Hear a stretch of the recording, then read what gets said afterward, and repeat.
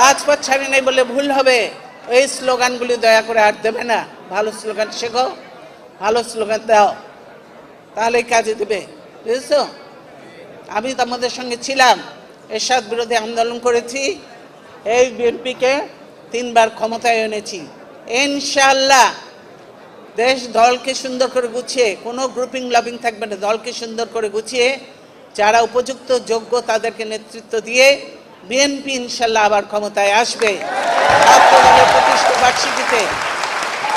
ছাত্র দলের প্রতিষ্ঠা বার্ষিকীতে এটাই তো আমাদের শপথ, এটাই তোমাদের হতে হবে শপথ, এবং তোমাদেরকে